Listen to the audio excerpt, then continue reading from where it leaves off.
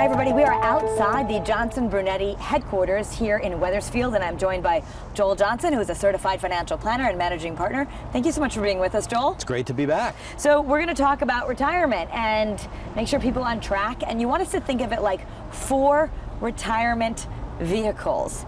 And there's different types of savings and retirement we need to understand. So number 1, you want everyone to understand IRAs. That's correct. So IRA or 401k, but let's just talk about IRAs for a minute.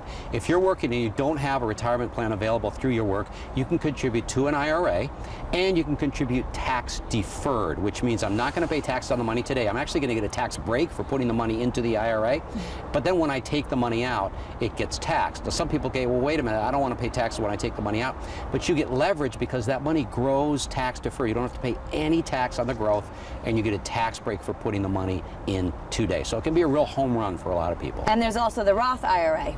Right, in the Roth IRA, I pay the taxes today, but then I don't have to pay any taxes in the future. Right. So the younger someone is, they ought to be doing a Roth, or if we think that our tax bracket is going to be higher in retirement than it is while we're working, absolutely you should be doing a Roth. Okay, number 2, another vehicle, annuities, and you have fixed versus variable. Yeah, so there's all kinds of different annuities. If you're collecting a pension from a company, that is an annuity. Okay. So a lot of people say, oh, annuities are bad, but I don't know of anybody that doesn't want their pension check every month.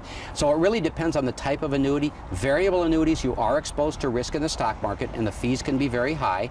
A fixed annuity is similar to a CD. I just get a guaranteed interest rate for a certain period of time, and when that period of time is over, I can take my money out. So it's important that people understand that there's different types of annuities, some good, some bad. Depends on your situation whether you should look at annuities or not. Not everybody should own an annuity. Okay, something to talk to an advisor about. Number 3 would be life insurance.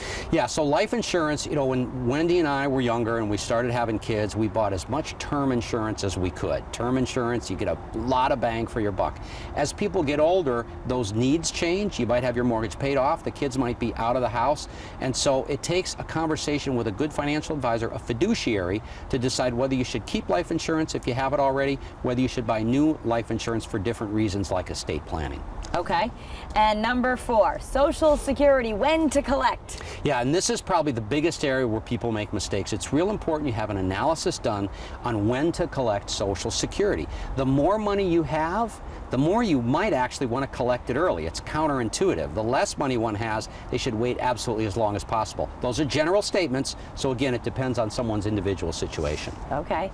But again, these are things you want to get questions answered to, and you actually have a way to help do us. It's Work Smarter, Not Harder. It's a guide. It's free. You can get this by going to bettermoneytv.com, and this will be sent to you for free. Yeah, and whether you're already retired or you're still working, you'll get a lot from the guide.